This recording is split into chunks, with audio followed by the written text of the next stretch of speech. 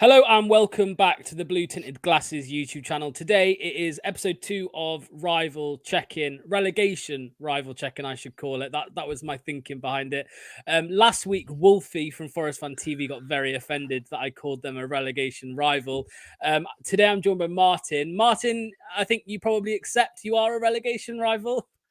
Oh yeah, absolutely. At this moment in time, we're a promoted team like Leicester and Ipswich, and we'll certainly be one of the favourites to go back down. I think all three of us would probably be favourites to go back down as it stands until the season unravels a little bit more. But we're just going to do everything we can to survive. I think we're in the league and we've got an opportunity to try and stay in it. It's just how you stay in it. It's really, really difficult. Yeah, 100%, mate. Let's start off. As people I'm sure can guess, you are a Southampton fan. Let's start off at the beginning of the season. Obviously, well, we were both promoted back to the Premier League at first attempt. Southampton obviously finished the lowest out of the 3 promoted teams. What have you made? What were your expectations coming into the start of the season? What were you hoping for? I thought it was going to be difficult. I didn't think for 1 minute we were going to get Flynn Downs through the door, but we did. Brilliant bit of business to get Flynn Downs. We've made some really good signings. I thought it was going to be difficult. I didn't think for any. I thought the way that Russell wants to play football is a unique way. Like some of the bigger sides, how they want to play. Slow build from the back, a possession based style, which is never going to be easy in the biggest league in the world. I thought it was going to be tough to do that, and it's certainly turned out that way. I saw some really good signs against Newcastle away. I thought we looked really good. I was really, really impressed with how we controlled the game, the amount of possession we had, and thought we were outstanding. But since then, it's been a little bit difficult. And we've got a really hard game tomorrow. We have to play Man United at home at St Mary's, a team that we've not beaten in 20 years on home soil. So it's going to be really tough for the club at the moment. I think we've got 4 games that won't be easy. Man United, then we've got Ipswich at home, and then it's Bournemouth on the road and Arsenal on the road. So it's a really tough block of fixtures, I would say. I mean, I'm really glad to get you on, and I look forward to speaking to an Ipswich fan as well sometime soon, because I'm very interested in kind of learning how you think you will finish this season, of course. But before we get to that, in terms, you mentioned obviously one of the incomings there, Flynn Downs, but in terms of the overall transfer window, how happy are you with how it went? I mean, from a Leicester position, I think we hoped for better, but in the end, we were okay with it because we knew we would struggle to bring in a certain caliber of players because of a potential point seduction. We'll talk about that briefly as well. But your transfer window in general, what did you think to it in the end? Yeah, solid, really good. It finished really well as well, because we brought in a top class goalkeeper now in Ramsdale. It was an area that we were so in need of a goalkeeper that can play with the ball at his feet, someone with experience, somebody that can come in and be a leader in the dressing room. He gives you all of that as well, Aaron Ramsdale. So I think it was a brilliant bit of business, snippet of what we've brought him in for as well. So delighted at that. Leslie Ugochukwu coming on loan from Chelsea, highly up and coming midfielder that can play in the 6. He can play alongside Downs if need be as well. So I think he's going to be a really good signing. Ryan Fraser's come in. Cornet's coming on loan from West Ham as well. Like I said about Harwood Bellis. They've brought in some young centre-back as well. Ronnie Edwards has come in from Peterborough, not for the here and now, but a central defender for the future. Nathan Wood's come in. Really good right-back, Yuki Sigurara. Japanese international, looks really good. So I think all in all, the business has been good. And Ben Brereton Diaz as well, who was involved in loads of controversy on the opening day of the Premier League season with that headbutt and coming together with Fabian Schär at St James's Park. So, very good window for Southampton. Yeah, one thing I want to touch on as well is the style of football. As you know, obviously last season, Leicester City, played a very heavily possession-heavy style of football. There were a lot of concerns from Leicester fans that under Enzo Maresca and his kind of stubbornness to play this way, it would cause big problems for Leicester in the Premier League. We'll never know because obviously he left the club.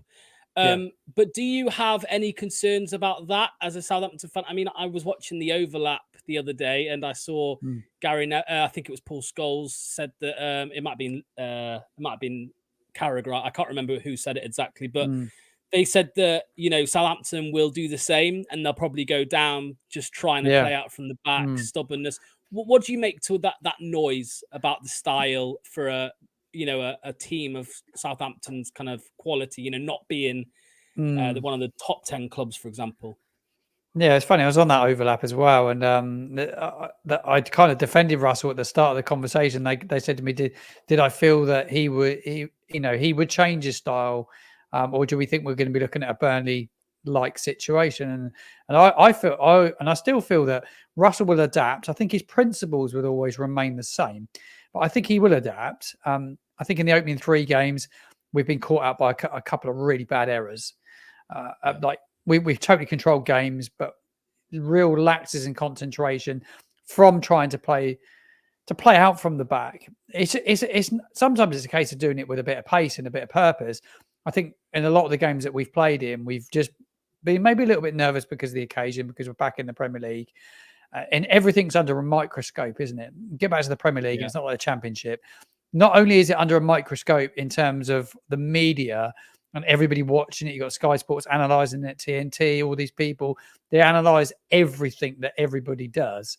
And I also think that sort of like from a fan's perspective as well, it's all kind of built up a little bit more as well. So everybody's waiting for it to foul. Like everybody's waiting for the system to foul and the way we play football to foul. So I think it's put a little bit of pressure on the players, maybe. Look, it needs to be tweaked and it needs to be a little bit more free flowing. Do I think it's going to work as it stands? No, it's going to have to be better. I think there are principles you can take from it, but it needs tweaking. In the playoffs, we didn't. Yeah, we played possession-based football, but we didn't necessarily play it across the back five. We moved the ball forward quicker, and that's what I like to see in the Premier League. I like us to see revert back to some of what we did in those playoff games where we were.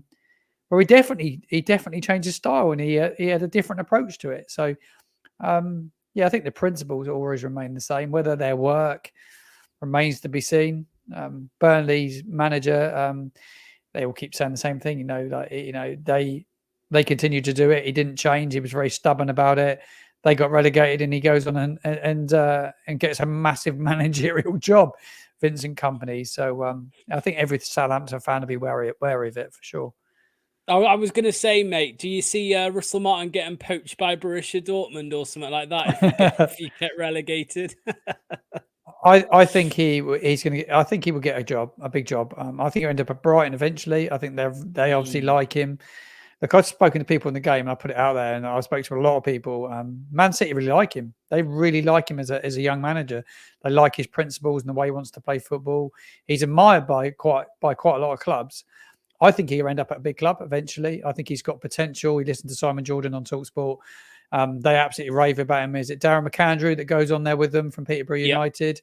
Absolutely rave about Russell Martin as a manager. They absolutely love him. They both think that he's going to go on and manage England. That's how good they think he is. I think he's a really good manager. He's under a bit of criticism, but after 3 games, I find it quite incredible that everybody's making a judgment after 3 games of football. You have to give it a little bit more time. I think after the next 4, we can look at it with with more games sort of like under our belts and have a better feeling of where we're at, I think. Yeah, absolutely. To anyone who is watching, please hit the like button, hit subscribe, and leave a comment like Arthur, Chips, and Chester have done. So if you've got any questions to ask Martin as well, kind of from to hear his perspective on things as a fan of a different club, then please feel free to leave a comment. Martin, I want to touch on Leicester. What have you made of? Well, let's start at the beginning. What did you make to the Steve Cooper appointment? Because it's always interesting to hear what fans of other clubs think to that appointment. Shrewd. I thought it was a good appointment. I thought it was a really good appointment. I would have been. I think it's maybe a Leicester fan as well. I thought you would have all probably been questioning whether Enzo Maresca's football would have worked in the Premier League. The beauty about this guy is that he's got Premier League experience. He's got the pedigree. He's been there, seen it, and done it with Forest, and he knows what it takes to keep a team in the division. When you look at the 3 promoted teams, he's the one that's probably got the most experience of being in the Premier League, in relegation scraps, in around having to get points, and he's done it.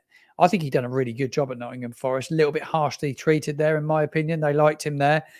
I think he'd do a good job at Leicester. I think he'd probably keep him up, to be honest. I think he'd keep you up. I think he's the sort of managerial appointment. If he come into Southampton, I would have been pretty happy with it, to be quite honest. I think he's a manager that speaks well. Like I say, he's got the experience.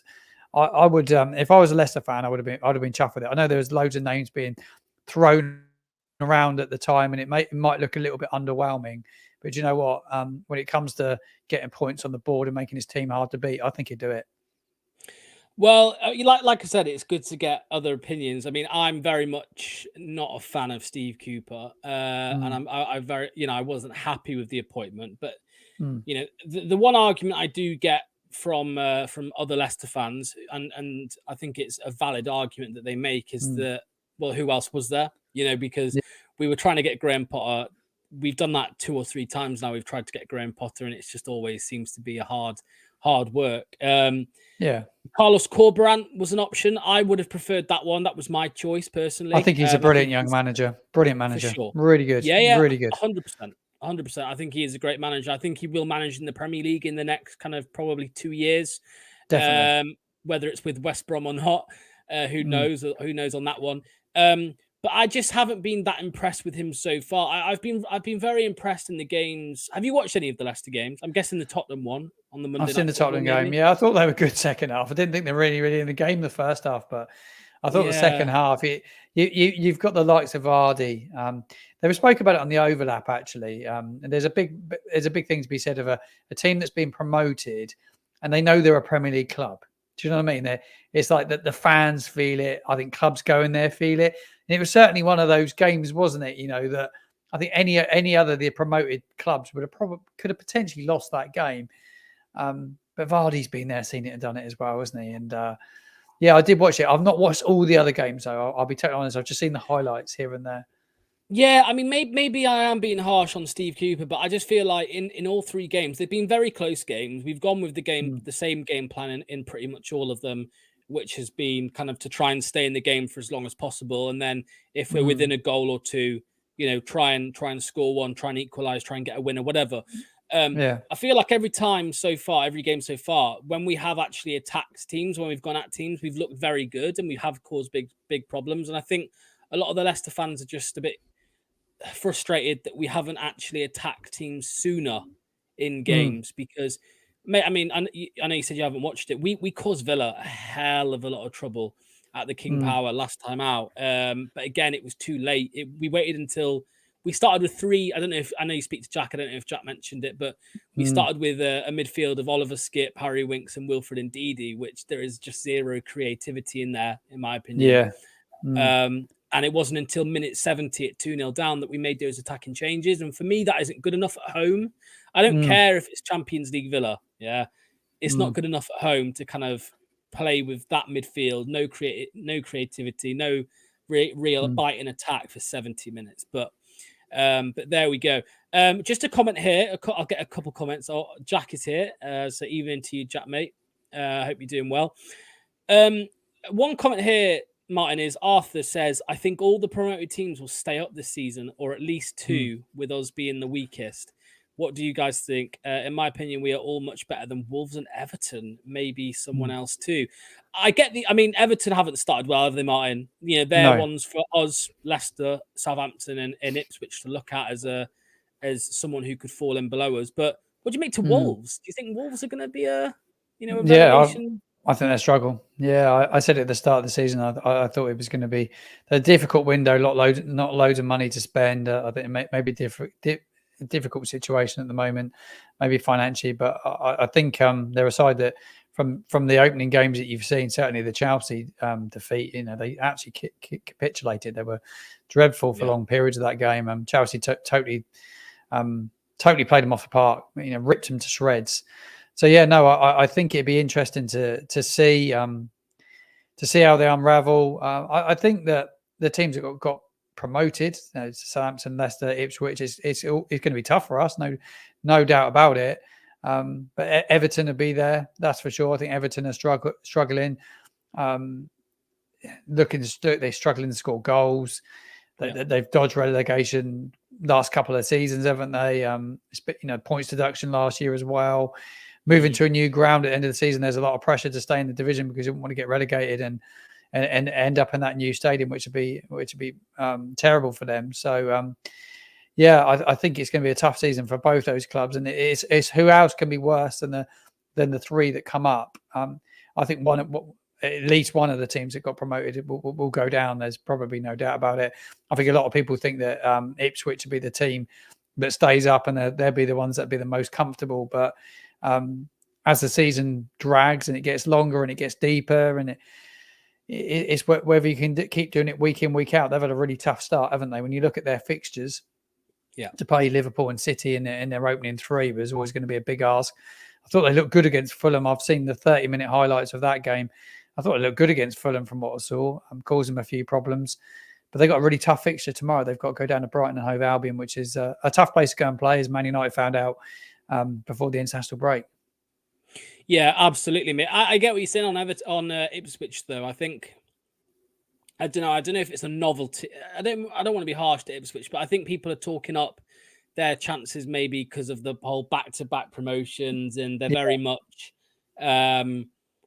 the fans are very much not, they're not expecting too much. They're not demanding set of fans. They're happy to be here. And I feel like, and we know Portman Road obviously can be a hell of an atmosphere, but yeah, I don't buy into it that much either, mate, if I'm honest with you. I think they made some signings that were quite exciting. I mean, when you look at the likes of Sammy Smodics, and we know both how well he did last season in the Championship. Yeah. Jack Clark, I think, is a great player as well. But maybe Leicester and Saints have made the smarter signings potentially. I mean, from a Leicester standpoint, we signed Jordan Ayew, which it's nothing exciting, good business. But he's good business, though. Experience. Yeah, 100%, 100%.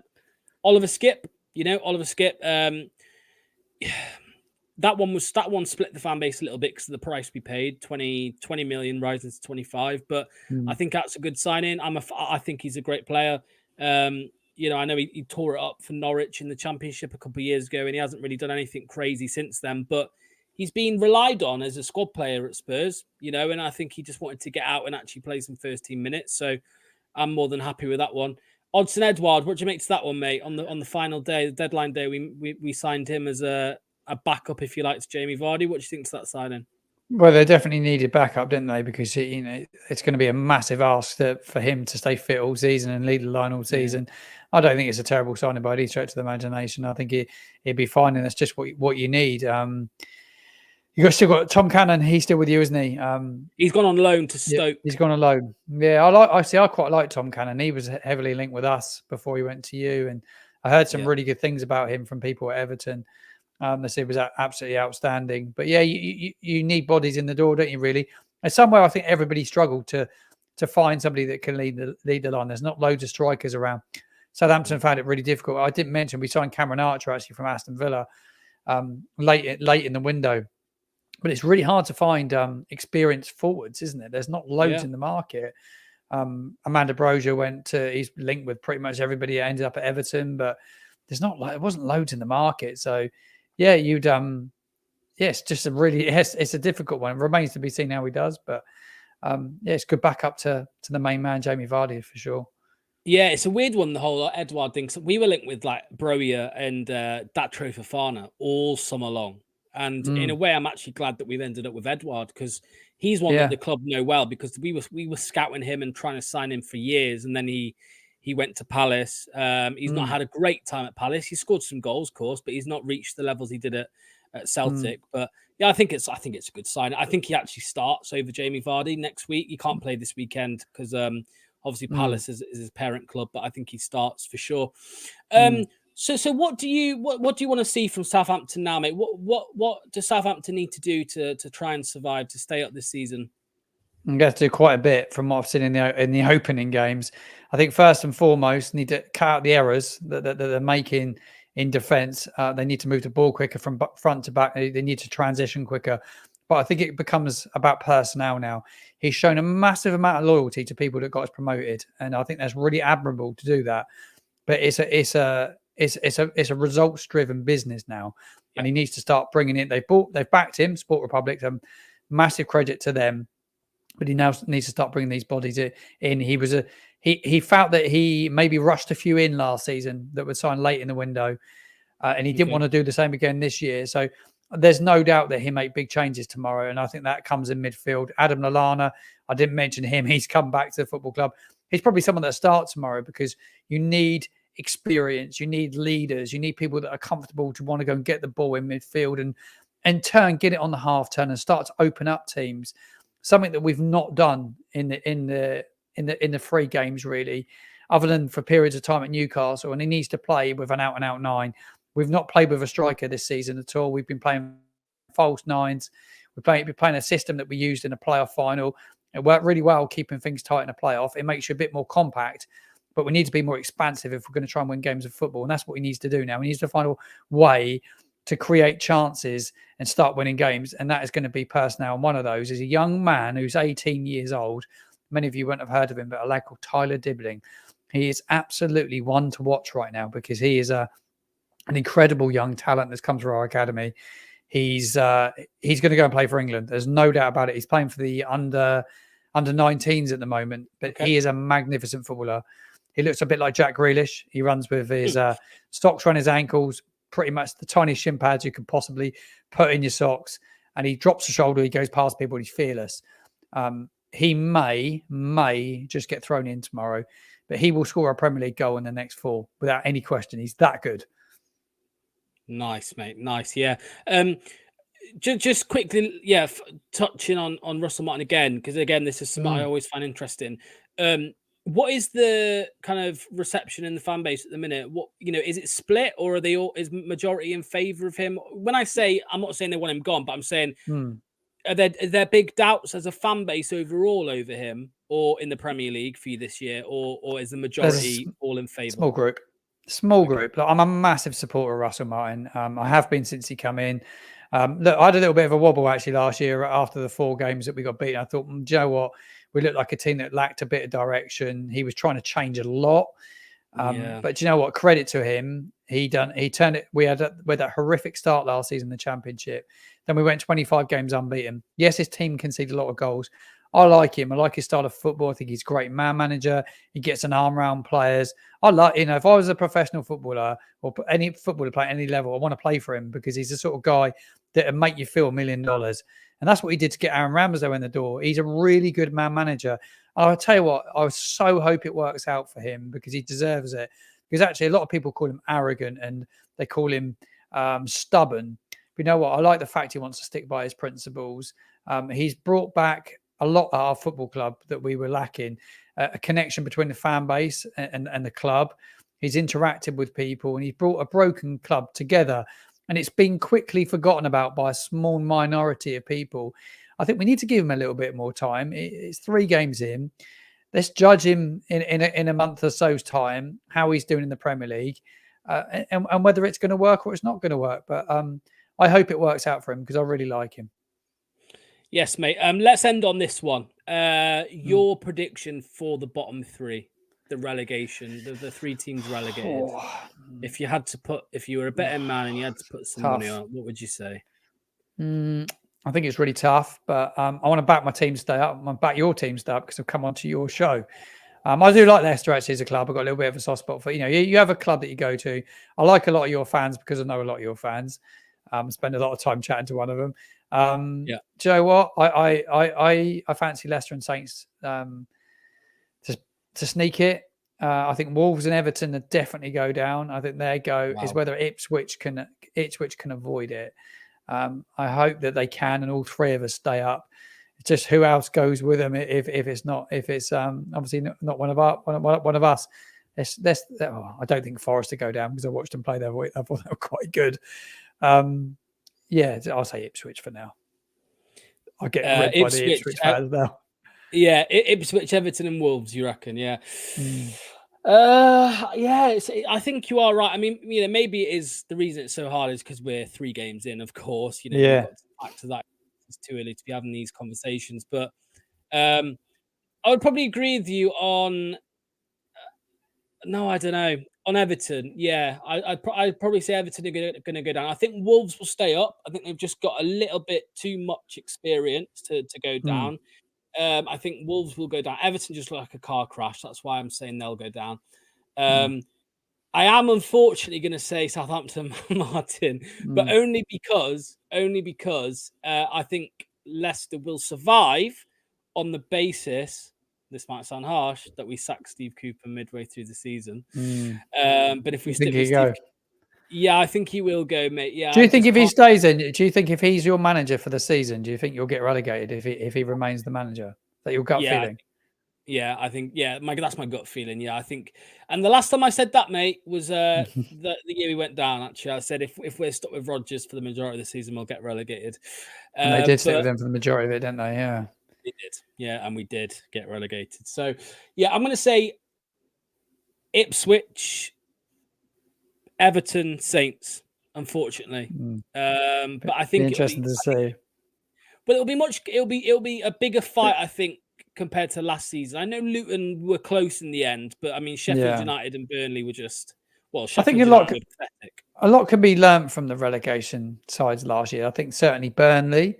I think there's a lot of takeaways if you're watching the Burnley documentary. There's a lot of takeaways from it. Yeah, If you watch it, it's really good. But I also think from like Luton, they come close because they had probably didn't have the personnel, but I tell you what, they had incredible team spirit, commitment, and togetherness. I tell you what, they nearly did it, didn't they? But we can take a lot. There's a lot to be learned from what went on last season. I hope all three don't go down, but I do think touching on it, the gap between the two divisions is huge. Obviously, we watched the Championship last season and what the standard was like and the amount of time you get on the ball, the opportunity to have 2 or 3 touches more than you get in the Premier League. The Premier League is so unforgiving, isn't it? It's an incredible step up. yeah, 100%, mate. I forgot to even mention PSR. I mean, what? Because I mean, I suppose Southampton haven't really been affected by Leicester's PSR because you got relegated the same year and you got promoted the same year. So it's not like you've missed out on anything. Yeah, we stunk Whereas the league Leeds out the year. We fans, got relegated, didn't we? So well, we were yeah, well and and truly down. oh yeah, for sure. And Leeds have got to be in their bonnet, Leeds fans, about Yeah. obviously them missing out on promotion. But what do you make to it? Because I mean, as a Leicester fan, me personally, I'm very much of the viewpoint that I know that we broke the rules, and we've gotten off on a technicality. Are you aggrieved? Do you feel aggrieved by it? Do you feel a bit like sour that Leicester have been able to break PSR rules and get away with it? What are your thoughts on it all? Well, they found a loophole. They had a very good lawyer, that's for sure. Done a very good job, but yeah. Well, I think I think the rules need refreshing, don't they? And they need to be clear for everybody to see. But yeah, a club that got relegated, I guess, if you hadn't been relegated, it might have been a totally different story by the looks of things. But Yeah. it'd be very interesting to see what they do in Man City next week. I see that starts on Monday. It's they're talking about a huge breach in the rules. It'd be very interesting to see it unravels. I would imagine. I bet you anything that they'll somehow find a way through it. There'll be a loophole somewhere by the looks of it. Leicester have found one, City have found one. But yeah, it all needs refreshing, doesn't it? But yeah, I don't understand the ins and outs of it, so it's really difficult for me to really comment on it and have loads to say about it. It didn't really massively affect my team because we were so bad the year that we all went down. Yeah, absolutely. I think just to offer a little bit of context, I suppose. Obviously, we breached PSR. We changed our accounting period to end on the 30th of June, 2023. But we stopped. We became an EFL club in the second week of June, which means the actual date of breach, we were an EFL club. And I think our argument is, well, there's no way to prove that we breached before the 30th of June or on the 30th of June because we could have had time to correct it. So that's the technicality that we've got off on. And but what I will say though, Martin, which might give you a bit of encouragement, I don't know if Jack's told you this, but rumor has it we will still be getting a points deduction this season for last year's PSR.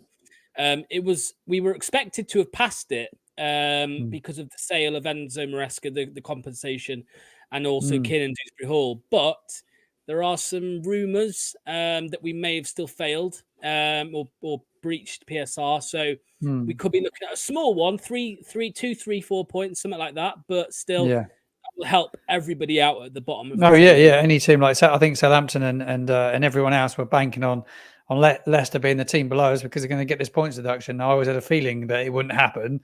I just had this feeling. Do you know what I mean? When you have a gut feeling, you know, we're banking on it. You can't bank on someone else getting a points deduction. It's just like, yeah. But yeah, it'd be interesting to see what happens. It'd be very interesting. I think that's the thing, though, isn't it, Martin? It's like the politics. It's because of the politics. You just want everything to be dealt with on the pitch. You want the season to be decided on the pitch. Absolutely. So, yeah, absolutely. Yeah. All right then, Martin. Well, thanks for your time. Tell everyone who's watching and myself as well where they can find you if they want to check out some of your content. Yeah. I'm obviously a Southampton fan, but I create Premier League content all around the UK. At Football Martin _ is my username. I travel to the majority of away games, so I like to get the view of the opposition we're playing and what's happening inside your football club. So if I'm at a ground near you, or if you're coming to St Mary's, I'd love to chat to you. Love to get your opinions, your thoughts, not just on Southampton, but your club and where you're at that moment in time. Lovely stuff. Everyone, go check out Martin. I've seen him all of last season as well. I've kept my eye on it, and I always see him on Jack's channel as well, the Final Whistle. So subscribe to both of them. So yeah, cheers again, Martin. Thanks for your time, mate. And I'm sure I'll maybe chat to you in a couple of weeks when we face off in the Premier League. That'll be a good chat. Look forward to it. Look forward to it. Mate. Cheers. Thank you. Thanks everyone for watching. Hit the like button, hit subscribe, and I'll see you next time. Cheers.